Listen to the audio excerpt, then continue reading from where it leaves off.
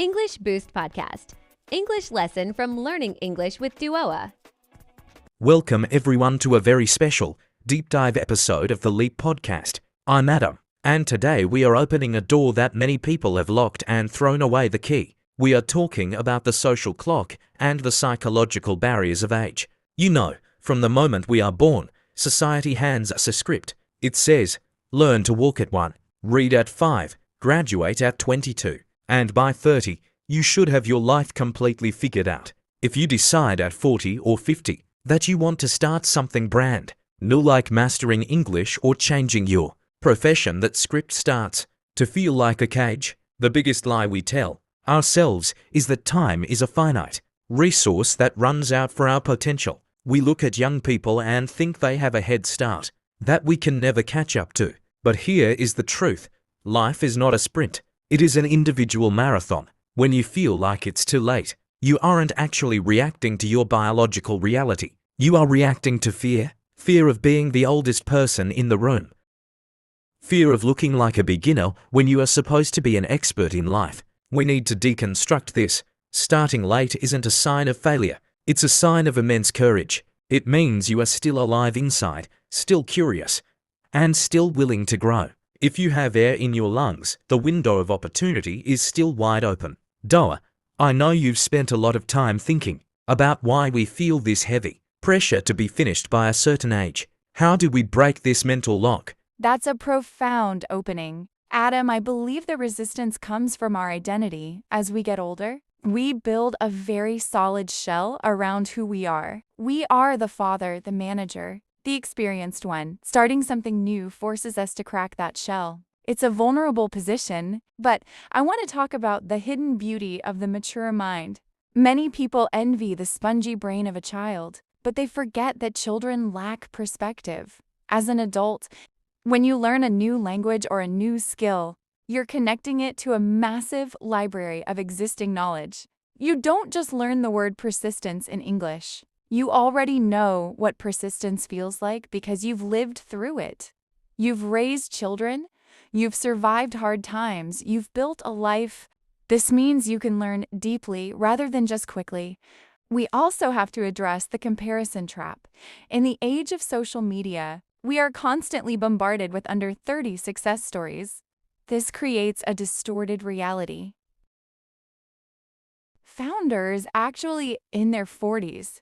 We forget that some of the greatest novelists didn't publish their first book until they were 60. The maturity you bring to your learning is a superpower. You have better focus, more discipline, and a clearer why. A child learns English because they have to go to school. You learn English because you want to expand your world. That internal fire is much harder to put out. Adam, let's dive into the physical reality of the brain, because people truly believe their neurons stop working after a certain age.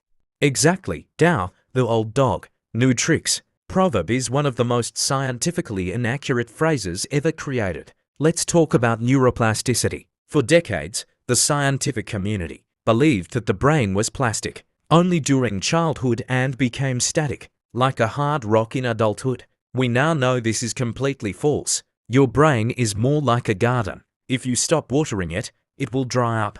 But the moment you start introducing new stimuli like a new language, the brain begins to grow new dendrites and strengthen synapses. When you struggle to remember a new English verb, that struggle is actually the sound of your brain rewiring itself. It is a physical workout. There is a concept called cognitive reserve. Every time you learn something new later in life, you are building a safety net for your brain.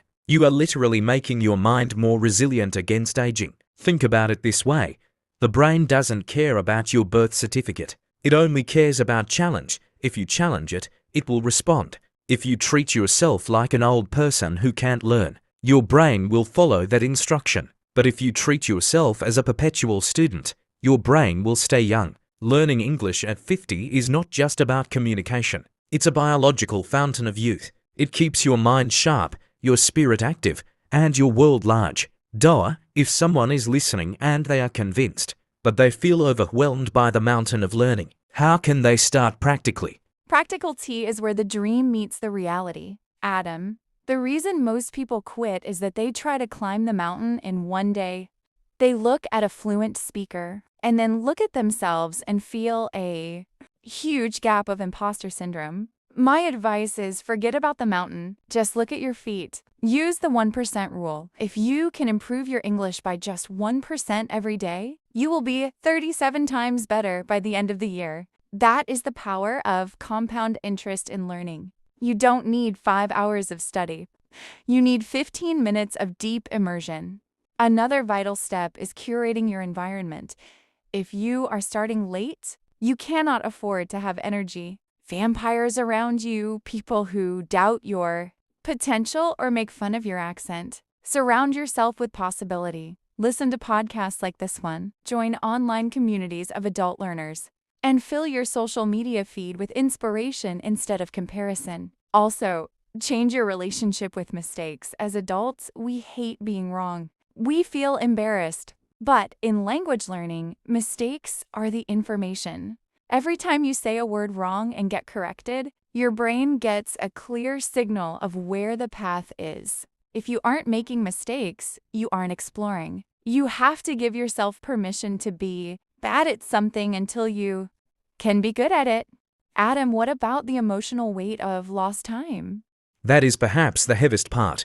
Duoa, the ghost of the past, people say, I wish I had started 10 years ago. They spend so much energy mourning the time they lost that they waste the time they have now. You have to forgive your younger self for not starting sooner. Maybe you weren't ready. Maybe life was too busy. Maybe you didn't have the resources. The past is a finished book. You cannot edit the pages.